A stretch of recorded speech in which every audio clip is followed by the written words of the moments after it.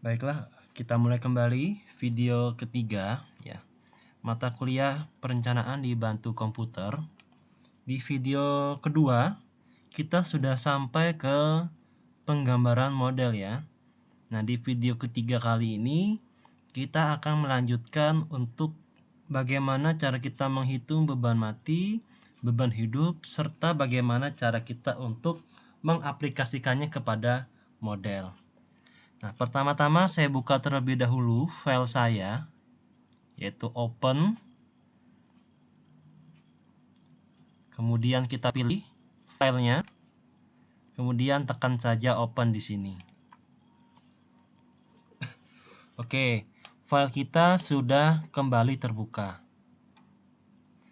Kita baca terlebih dahulu slide-nya ya. Nah, jadi di sini tertulis perhitungan beban mati. Beban mati di sini ada beban mati untuk plat lantai, ada beban mati untuk plat atap, beban mati pada balok dan ring balok ya. Kita bahas satu persatu.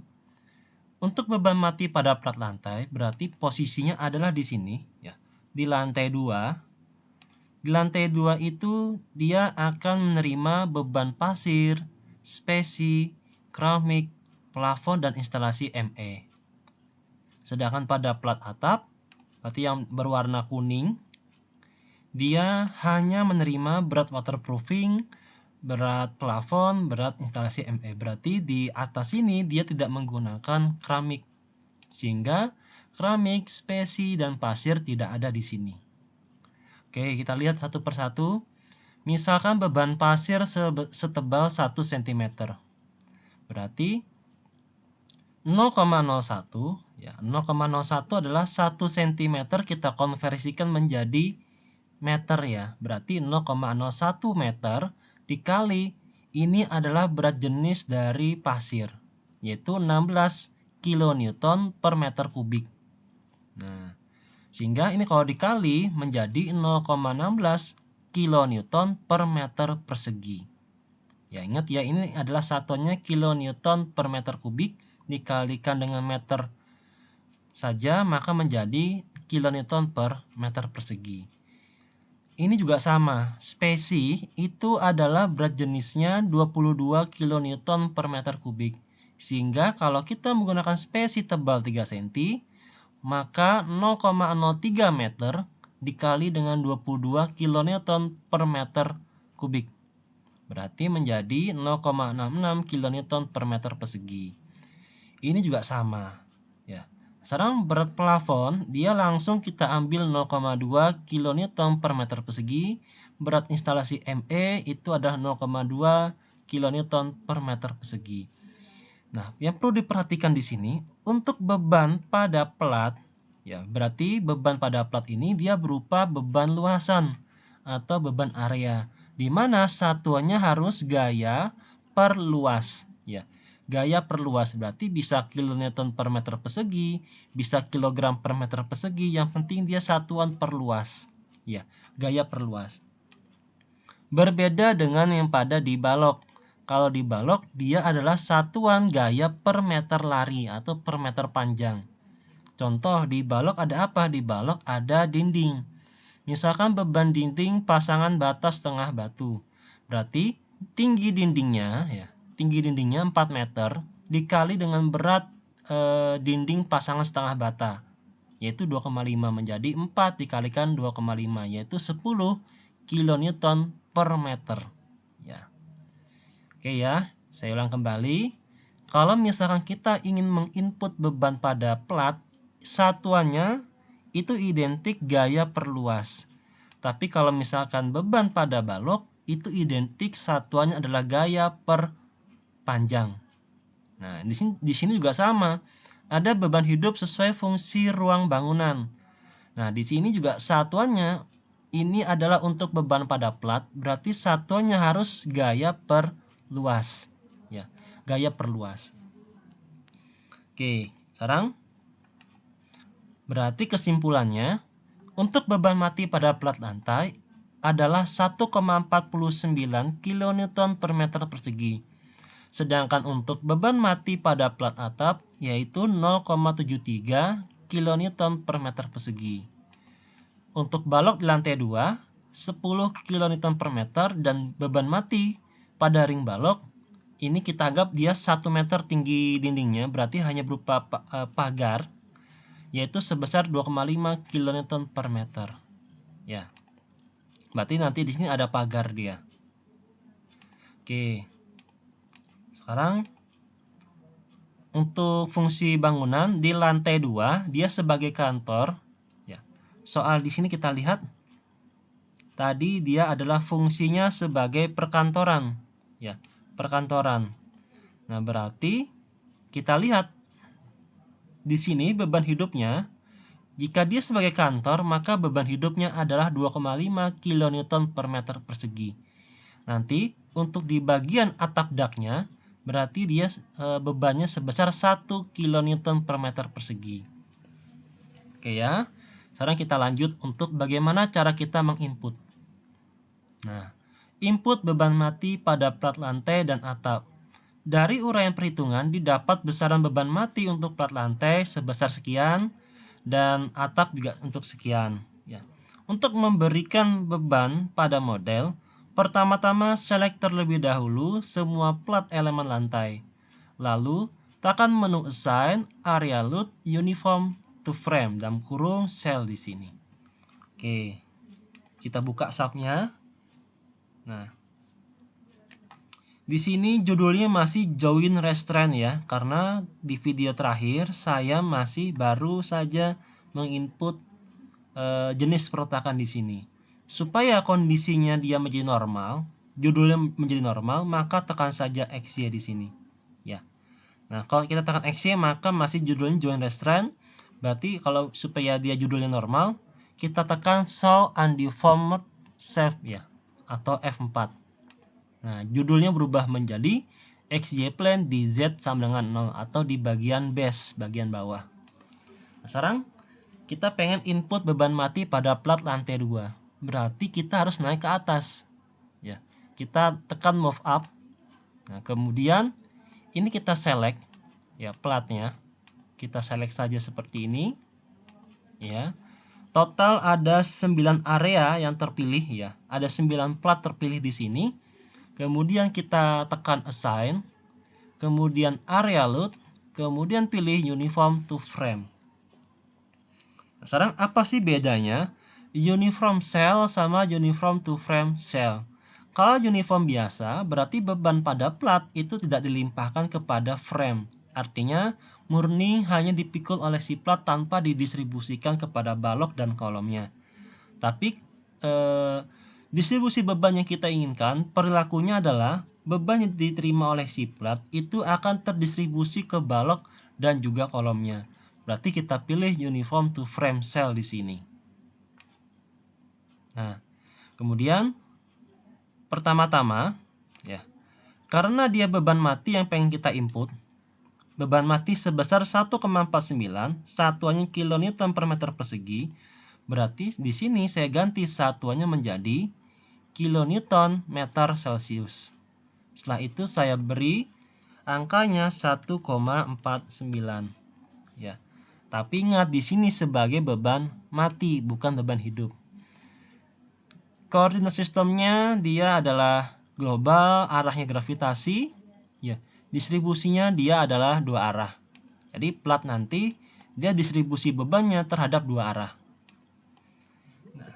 Di sini saya berikan dia positif angkanya. Ya, kenapa positif? Karena arahnya dia adalah arah gravitasi.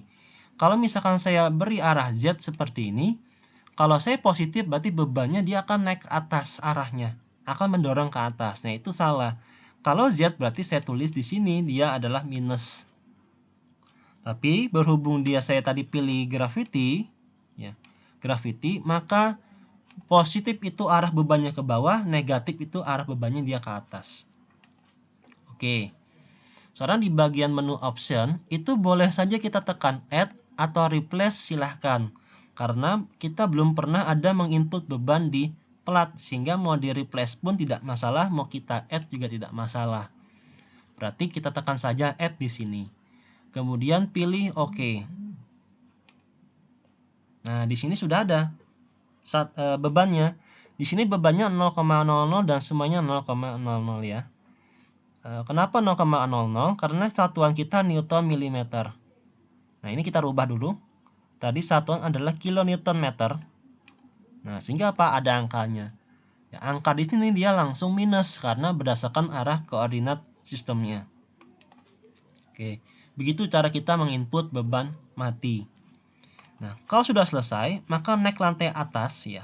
Lantai dak ke atas sini. Kita select lagi platnya. Ya, kita select lagi platnya satu persatu. Pastikan dia ada 9 area di sini. Ya, 9 area. Kemudian kita assign area load, kemudian uniform to frame. Nah, di sini juga bebannya sebagai beban mati, satuan kN meter, kita isi nilainya adalah 0,73. Ya. 0,73. Global gravity 2Y boleh replace, boleh juga add, silahkan saja. Pastikan dia bebannya adalah beban mati. Kalau sudah, di OK saja. Nah, sudah muncul. Berarti di lantai atas ini bebannya 0,73, di bawah bebannya adalah 1,49. Oh ya, tadi saya kelupaan ya memberi penjelasan kenapa ada 3 buah angka di sini. Nah, angka di sini menunjukkan beban yang di sini ya, angka yang di sini menunjukkan beban arah sumbu X ya. Ini beban terhadap sumbu Y dan ini beban terhadap sumbu Z. Nah, berhubung tadi kita hanya memberikan beban terhadap gravitasi atau sumbu Z, berarti yang terisi angkanya cuma di bagian kanan. Di bagian tengah dan kiri, nilainya dia adalah 0. Tetapi, kalau misalkan nanti saya tambahkan sumbu X-nya, nanti di sini akan ada angkanya. Ya, jadi ini adalah untuk beban arah X, arah Y, dan arah Z di sini. Oke, setelah itu kita ingin menginput beban mati pada balok lantai 2 dan pada ring balok. Balok lantai 2 10 kN per meter, ring balok 2,5 kN per meter. Nah, berarti supaya judulnya dia kembali normal, maka kita tekan show undeformed di sini. Nah, show undeformed. Oke. Nah, sekarang untuk memberi beban pada balok, ya, kita bisa saja select satu persatu seperti ini. Ya, select satu persatu baloknya. Atau mau kita klik satu-satu juga silahkan. Tapi itu memakan waktu yang cukup lama. Jadi saran saya untuk supaya cepat bisa saja kita blok semuanya seperti ini. Ya. Bisa saja kita blok semuanya seperti ini. Artinya join ikut terselect, plat ikut terselect dan frame juga akan ikut terselect. Nah, ada 16 poin, 24 frame, 9 area dan 36 sudut yang terselect di sini. Nah, yang penting kita ada 24 frame di sini. Berarti ada 24 balok yang kita select. Kita anggap semua balok di sini memikul beban dinding. Berarti kita assign frame load, kemudian pilih distribusi. Ya, assign frame load, kemudian pilih distribusi. Nah, kalau sudah, pastikan dia jenisnya beban mati, satuannya kilonewton meter Celcius. Nah, kita isi angkanya di sini adalah 10. Ya, positif 10. Karena arahnya dia gravity. Ya. Kemudian kita pilih add atau replace, tidak masalah, terserah. Ya. Kemudian kita pilih add saja di sini. Ya. Kemudian kita tekan OK. Nah, bebannya akan muncul. Ya. Bebannya akan muncul sebesar 10 kN per meter. Semua balok akan memikul beban dinding. Oke, sekarang kita ingin memberikan beban pada ring baloknya. Kita asumsikan dia hanya berupa pagar tepi setinggi 1 meter. Berarti kita kembali ke tampilan denah. Ya. Tampilan denah, naik ke lantai atas. Ya. Naik ke lantai atas supaya judulnya kembali normal di sini. Kita tekan F4 atau show undeformed shape. Nah, di XY plane Z sama dengan 8. Nah, kalau sudah, berarti kita select lagi semuanya. Nah, kita select tapi select saja yang hanya balok tepi. Ya. select yang hanya balok tepi. Nah, kita assign, ya, totalnya ada 12 frame ya. Ada 12 frame. Kemudian kita assign di sini ada frame load, ada distribusi. Pilih lagi distribusi. Di sini kita ganti angkanya 2,5. Di sini boleh replace, boleh juga add, ya, silakan saja. Ya, 2,5 kN per meter. Oke ya. Kalau sudah, di oke saja. Nah, berarti inilah pembebanan baloknya. Di sini untuk balok yang beban dindingnya 4 meter, yang ini adalah balok pagar yang tinggi di dinding pagarnya adalah 1 meter. Oke. Berarti beban mati sudah kita input semuanya, sekarang tinggal beban hidupnya. Ya. Sekarang tinggal beban hidupnya. Nah, untuk memberikan beban hidup pada plat, caranya sama seperti kita memberikan beban mati pada plat, yaitu pertama-tama judulnya kita ubah dulu ya menjadi show undeformed ya, supaya 3D view. Kemudian kembali ke XY tapi di Z sama dengan 4 ya, di Z sama dengan 4. Tadi langkah pertama saya adalah menselect satu-satu platnya ya. Itu juga boleh, tetapi mungkin cukup memakan waktu yang lama. Kita bisa saja langsung menselect semuanya, seperti kayak kita memberikan beban kepada balok. Yang penting di sini terselect 9 area. Ya. Kemudian kita tekan menu assign, kemudian area load, uniform to frame cell. Ya, jadi assign area load uniform to frame cell. Nah, kemudian jangan lupa ini kita ganti live di sini karena kita pengen menginput beban hidup. Satuannya kilonewton meter Celcius, bebannya adalah fungsi sebagai perkantoran. Fungsi perkantoran adalah 2,5 kilonewton per meter persegi. Berarti kita ganti 2,5. Ya. Di sini boleh di replace juga, boleh juga di add. Kenapa boleh di replace? Replace di sini berlaku jika dia kondisi bebannya sama. Kalau misalkan dead seperti ini, berarti beban yang 1,7 tadi di sebelumnya 1,49 tadi itu akan terganti menjadi 2,5. Tetapi kalau misalkan ini saya tekan live ya, maka replace di sini tetap tidak berfungsi. Karena apa? Live-nya belum kita input sebelumnya. Nah, itu boleh. Tapi di add pun juga tidak masalah ya. Nah, tekan saja add di sini atau replace, silahkan saja. Misalkan saya pakai replace ya. Kemudian oke. Nah, kita bisa cek di sini. Nanti timbul pertanyaan kenapa yang angka tadi dia hilang menjadi 2,5 di sini. Di sini karena judulnya adalah live di sini. Kalau kita pengen cek kira-kira hilang tidak beban plat mati tadi. Itu bisa kita klik kanan di sini. Klik kanan di platnya, kemudian arahkan ke menu load di sini. Nah, berarti di sini sudah ada beban matinya tetap ada 1,49, beban hidupnya bertambah ya 2,5 kN meter di sini. Nah, berarti ini sudah oke. Beban mati tadi kita tidak hilang, ternyata tetap ada di platnya. Kalau sudah di oke saja. Di oke saja, kita naik lantai atas. Naik lantai atas, kita select lagi semuanya, kita blok. Kemudian assign area load uniform to frame. Ingat ya, pastikan ada 9 area di sini. Area load uniform to frame. Nah, ini bebannya adalah live, satuan kilonewton meter Celcius. Di sini kita ganti angkanya 1. Ya, 1 karena dia sebagai dak atap bangunan. Boleh juga di replace, boleh di add, silahkan saja. Nah, sudah. Berarti beban mati, beban hidup juga sudah kita input semuanya. Ya. Sehingga nanti hasil inputnya seperti ini. Ini pada balok ya, seperti ini. Nanti untuk slide-nya bisa kalian baca kembali. Ya. Oke, sekarang sebelum kita analisis, langkah terakhir ya, di menu assign adalah kita harus mengassign atau mendefinisikan frame and length offset ya. Nah, jadi apa sih frame angle offset? Jadi, angle offset dilakukan agar nilai momen yang diambil atau ditampilkan oleh sub 2000 adalah nilai momen yang berasal dari tepi penampang awal ke tepi penampang ujung.